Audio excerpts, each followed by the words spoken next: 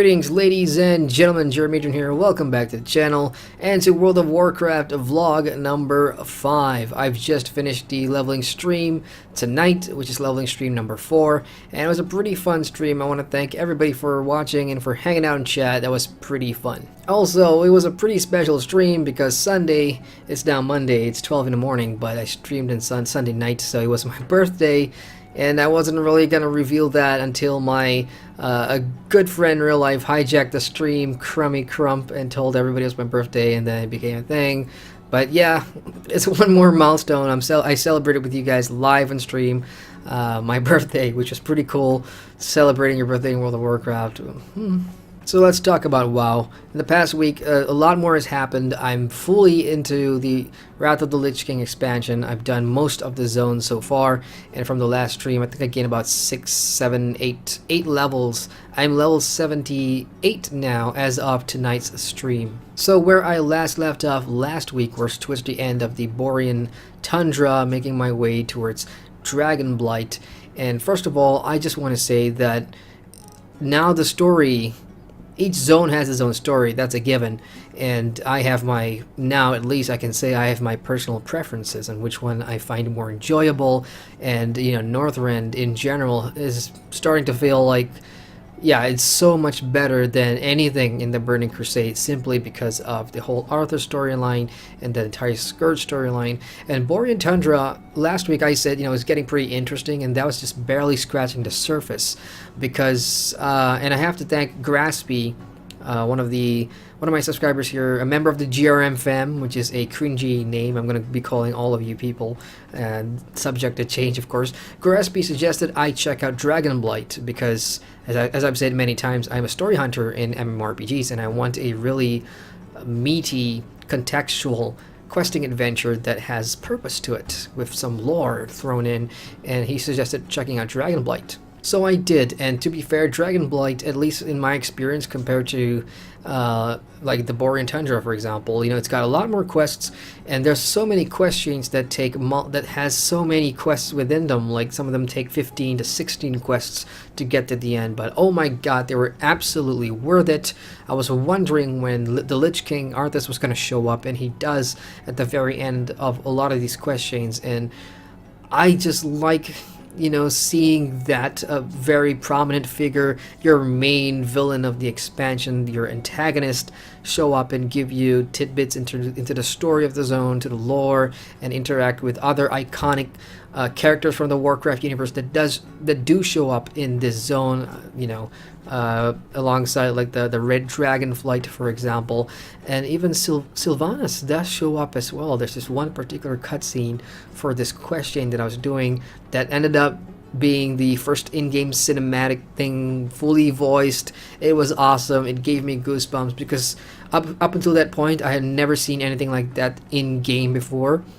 So for me to check that out, it was worth the time I spent. I think it took me 2 to 3 hours of just questing in general to get to that point in the story, and it was so worth it. New players out there, if you're looking for a zone to do in Northrend that has a good story payoff, I would suggest Dragonblight as one of the zones that you absolutely must play.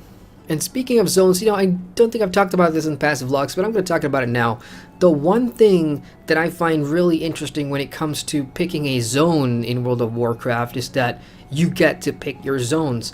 Other MMOs that I've played in the past, you know, they have a certain amount of zones, and you probably are going to play all of them because there's one main overarching story. There's a main story that's going to take you through all these zones, so it's going to feel, that's the definition of a, you know, theme park on rails MMO. So you are following a natural progression, going from zone to zone that is designated by the devs as the natural progression with the main story. In World of Warcraft, there's no such thing. There is, at least for me, there's no overarching story. Every zone that you pick is entirely up to you. You could be questing up until this point in the story, and if that gets pretty boring for you, just drop that and go start another zone in the expansion, and then just do that storyline. There's no restriction in terms of picking a zone that you want to quest in for your level or whatever, which I find interesting, refreshing, and a part of me also feels like I wish there was some structure here, because when with structure, you know that okay, the developers want me to play a certain way, playing through a certain zone, because I'm going to see something that they want me to see. In World of Warcraft, that freedom is in your hands. You go play the zones that you want. You go soak in all the stories that you want, and just do whatever you want with your time. So that is actually, for me at least, pretty refreshing. Not a lot of MMOs give you that choice, barring perhaps maybe the Elder Scrolls Online in terms of zone story, but ESO does have that one overarching main quest with the Prophet and everything that does take you from zone to zone, or you could just go do your own thing. So, but World of Warcraft, again, it doesn't have that. I don't know if that changes in later expansions and whatnot, but so far from from the vanilla game to the Burning Crusade, this happens more in the expansions than it does in the vanilla game, because with the vanilla game, you're going to have to progress. In the expansions, it's more about you need to get the levels, and you're going to get the levels by doing the quests. Doesn't matter where you do them, how you do them, or what you do, as long as you get those levels, then you can go to the next zone. And even then, it branches out. All right, do I want to go to Iceground, or do I want to go to Stormpeaks? Do I want to go to this A here or this B thing here? That choice is awesome, and I kind of like that. I'll play around with that more in a different character or different alt, just so I can experience all the zones.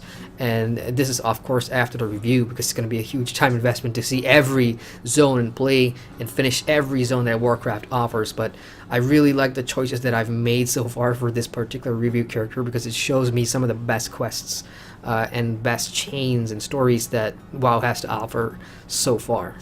Other than that, I've dived into a whole lot more dungeons this week, because I've said again on stream that I find the leveling progression very slow now, from 70 all the way up to 80. I'm not there yet, but at this point, you really want to be doing your quests on level preferably, and jumping into dungeons, especially if you haven't done dungeons before, because in the dungeons themselves, some of them have multiple quests that you can complete for the extra XP, and of course there's the completion bonus XP as well, in addition to whatever you've rested by logging out in a rested zone. So all those are beginning to be really important for my character now, because as I said, leveling's getting slow, and that's not necessarily a bad thing for me. From a reviewer's capacity, of course I am feeling the pressure of I need to progress quickly, or else I'm not going to get this review out. But from an MMO player, I like the slower pace, because if I wasn't reviewing this MMO and if I was playing casually, I would take my time and enjoy and just soak everything in. And it can be different if you've never played WoW, like me in my case. If you've never played WoW and you're gonna be jumping in, then I think the emphasis will be on that experience the first time. Your first time through WoW is going to be, I wouldn't say painfully slow, but it's going to be slow to a certain point. You don't have enough gold to get the mount speeds that will make questing progression between crop halls faster. You're not going to get that unless you absolutely, I don't know, craft and sell, or farm mats and sell, or you do what I did, which is I invested 20 USD in a WoW token and I sold it on the AH. So with 168k gold, which is what I was going for on my server, I managed to buy all my upgrades, so that made things go a lot more faster. And keep in mind, you won't have heirlooms, and you also won't have RAF, which is the refer a friend bonuses, and of course, buying all those XP pots or whatever is going to cost a lot of gold too. So you don't have access to that. Just stick with the game. It's gonna be slow, but enjoy the leveling process. I know I am, especially if you pick the right zones, and that's gonna be important. Earlier in the vlog, you hear me talk about the freedom to pick your zones. Sometimes you'll pick a poor choice and you'll be like, oh god, this is boring, it's grindy, whatever, I'm gonna go do something else. That's fine.